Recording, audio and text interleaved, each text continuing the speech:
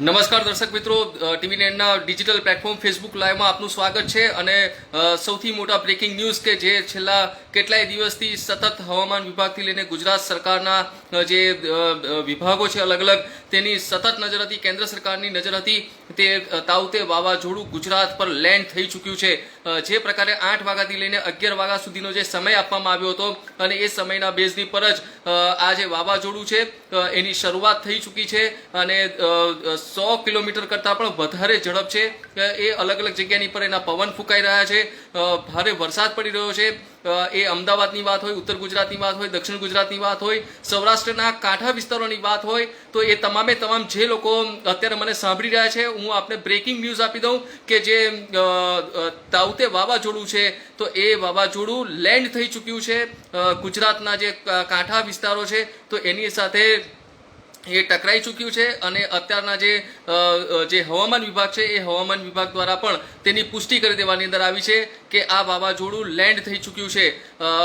2 કલાક સુધી જે લેન્ડ ફ્લો છે જેને કહી શકાય તો એની અસર રહેશે. આપને હું જે ડિટેલ છે તો એ ડિટેલ પણ કહી દઉં કે 2 કલાકની અંદર જે બાહ્ય વાદળો જે સૌરાષ્ટ્ર સુધી પહોંચ્યા છે તો એ 2 કલાકની અંદર એ લેન્ડફોલ થશે અને ત્યારબાદ 155 થી 185 કિલોમીટરની જે ઝડપ છે તો એના આધારે પણ પવન ફૂંકાઈ શકે એવી પણ શક્યતાઓ બતાવવાની અંદર આવી રહી છે. ખાસ કરીને જે પ્રકારે હવામાન વિભાગે આગાહી કરી હતી, છેલ્લા કેટલાય કલાકોથી આ જે વાવાઝોડું છે એ સતત એક જ સ્પીડથી 15 થી 17 કિલોમીટરની જે ઝડપ છે એ ઝડપના બેઝની પર જ આગળ વધી રહ્યું હતું. અને જે રીતે એને ગોવા, પણજી, કર્ણાટક, ત્યારબાદ મુંબઈ અલગ અલગ વિસ્તારો છે તેને બિલકુલ ધમરોળ્યા છે. તેની અસર તળે આપને ખ્યાલ જ હશે કે મુંબઈમાં પણ ભારે વરસાદ પડ્યો છે. આજે 120 કિલોમીટરની ઝડપે પવન ફૂંકાયો છે. અનેક વિસ્તારો છે કે જેમાં પાણી ભરાયા છે. અને હવે વારો હતો ગુજરાતનો. દીવથી એકદમ નજીકના વિસ્તારની અંદર જ આ જે વાવાઝોડું હતું એ સ્થિર થઈને રહ્યું હતું અને ત્યારબાદ એ ગુજરાતને બિલકુલ અત્યારે ટચ કરી ચૂક્યું છે, લેન્ડ કરી ચૂક્યું છે અને હવે ભારે પવન અત્યારે ફૂંકાઈ રહ્યો છે. અમારા જે સંવાદદાતા છે અલગ અલગ વિસ્તારમાં ફેલાયેલા છે, જે કાંઠા વિસ્તારો છે એ પોરબંદર હોય, અમરેલી છે, જાફરાબાદ છે, ભાવનગર છે, ગીર સોમનાથ હાઈવે છે, દીવ છે, એ તમામ જગ્યાની પર અમારા સંવાદદાતા છે. અને જે પ્રકારે મારી પાસે અત્યારે તાજી માહિતી મળી રહી છે તે પ્રકારે અત્યારે પણ ભારે પવન ફૂંકાઈ રહ્યો છે. દીવમાં 100 કિલોમીટરની પણ ઉપર જે પવન છે એ પવન જતો રહ્યો છે અને તેના કારણે સ્થિતિ અત્યારે એ પ્રકારની સર્જાઈ છે કે જે વીજનો પુરવઠો છે એ પુરવઠો બિલકુલ અત્યારે બંધ કરી દેવો પડે એવી સ્થિતિ થઈ છે. અમરેલી ને આજુબાજુના જે વિસ્તારો છે, ખાસ કરીને જે રોડ રસ્તા છે તેમાં પણ અનેક વૃક્ષો ધરાશાયી થયા છે. તાડના જે ઝાડ છે તે પણ બિલકુલ આખા રસ્તાની પર પડ્યા છે. અનેક જગ્યાની પર ટ્રાન્સફોર્મરો પડ્યા છે. કાચા જે મકાનો છે તે બિલકુલ પડી ચૂક્યા છે. એટલે કે જે પ્રકારે આ પવનની જે ઝડપ છે અને એના કારણે જે નુકસાન થવાનું હતું તેનું આ બિલકુલ તેની શરૂઆત હતી. હવે જે હવામાન વિભાગે કીધું છે તે પ્રકારે 2 કલાકની અંદર આ વાવાઝોડાનું લેન્ડફોલ એ સૌથી અગત્યની વસ્તુ છે. કારણ કે તેવા સમયગાળા દરમિયાન પવન પણ ફૂંકાઈ શકે છે એટલો જ, અને સાથે સાથે વરસાદ ખૂબ મોટા પાયાની પર આવા સમયગાળા દરમિયાન પડતો હોય છે. અને તેના કારણે જ આ જે લેન્ડફોલ છે એ લેન્ડફોલની પ્રક્રિયાને સૌથી અગત્યની માનવાની અંદર આવે છે.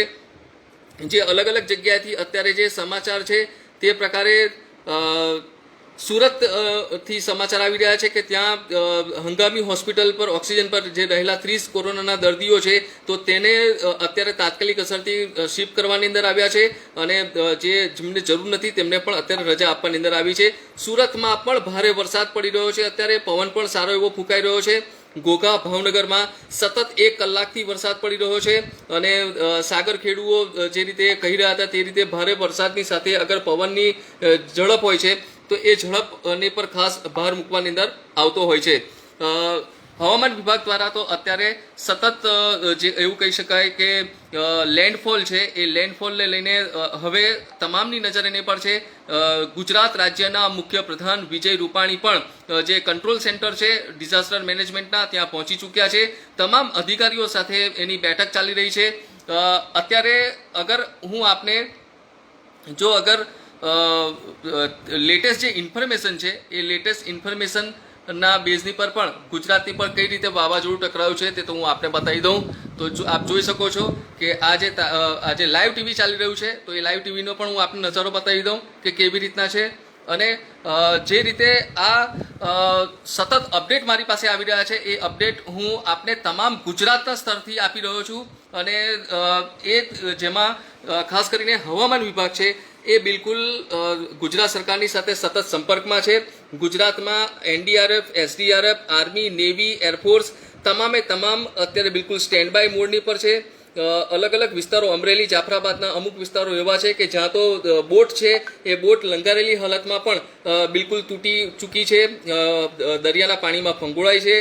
સ્થાનિક ધારાસભ્યોએ પણ ત્યાં મુલાકાત લેવી પડે તેવી સ્થિતિ છે.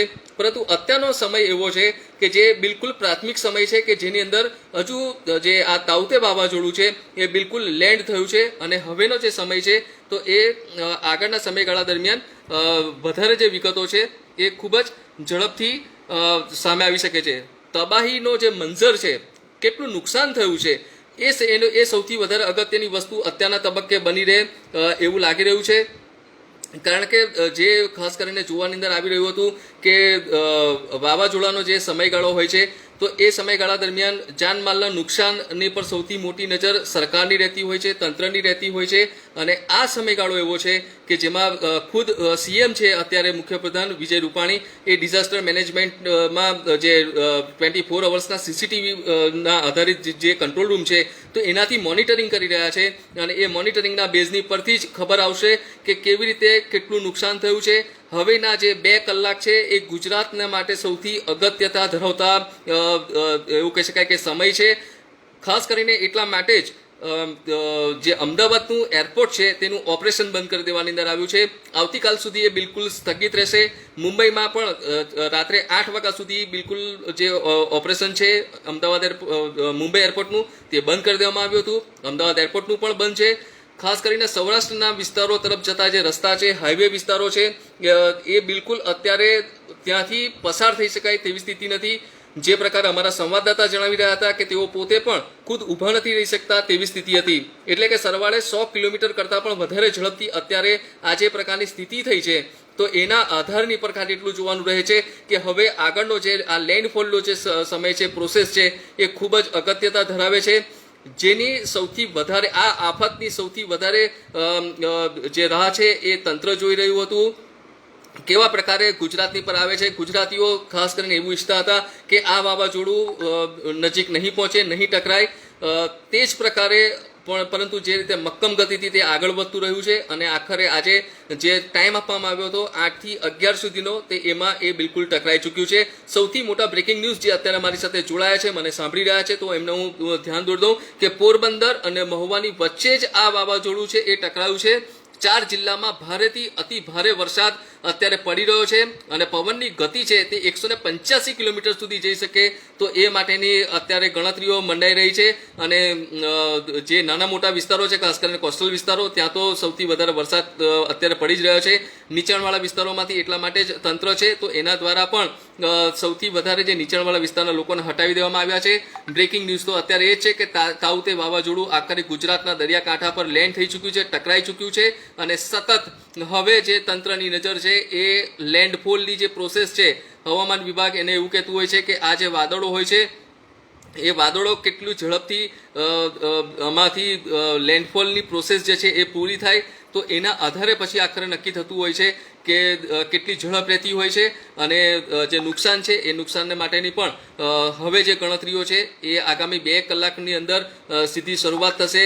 તંત્રની નજર છે. અને સાથે સાથે જ હું પણ આપને માટે જે લેટેસ્ટ અપડેટ છે, ગુજરાતના કયા કયા વિસ્તારમાં કયા કયા શહેરની અંદર શું સ્થિતિ થઈ છે તો એની તમામે તમામ અપડેટ હું આપને આપતો રહીશ. અને જતાં ફરી એક વખત બ્રેકિંગ કહી દઉં છું કે ગુજરાત પર તાઉતે વાવાઝોડું લેન્ડ થઈ ચૂક્યું છે.